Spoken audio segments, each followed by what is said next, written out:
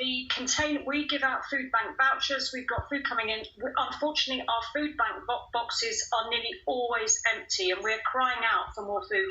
This illness has been incredibly socioeconomically divisive. The ones that have been really, really hardest hit have been the poorest in society. And that obviously includes the children. They're not getting education. And it's those young children, often with young parents, who are furloughed, who have been made unemployed, who are really suffering the hardest. And I would support anything that can be done to try and ease the burden on them for as long as possible.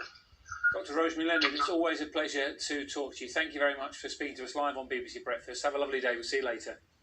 You know, it's so interesting hearing all the views when it comes to school meal vouchers. It almost seems like, you know, it needed to be brought to the fore, obviously, for those people who benefit from, or could benefit from £120 million worth of school vouchers over the summer holidays.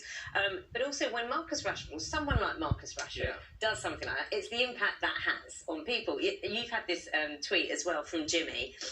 He's a very proud dad. This morning, he says his two daughters, 9-year-old and 5-year-old respectively, saw what Marcus Rashford was saying yesterday. So instead of having their sweets, what they decided to do is use that money, use that pocket money, to buy a homeless couple outside his local supermarket a coffee and a sandwich. That's what inspired them. That's the benefit of the message from Marcus Rashford, which, and Sally was the person who actually did that interview with him over the weekend. Morning to you, Sal. I think it's safe to say, Sal, is he still hasn't given up on potentially the government making that change and providing those free school meals over the summer.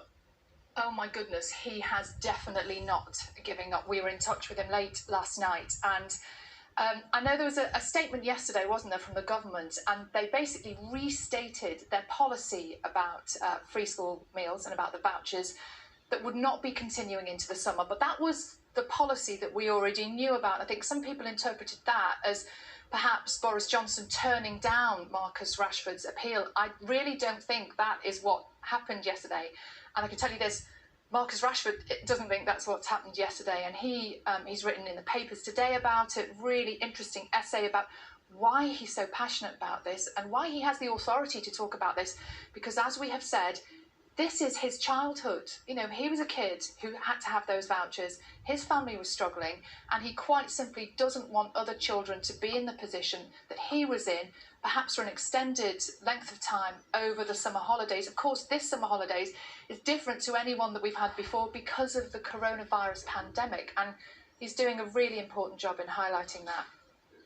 Anyway, let me tell you a little bit about what is actually happening in the world of sport today. I'm going to tell you about one of the highlights of the British sporting summer. We would normally be there.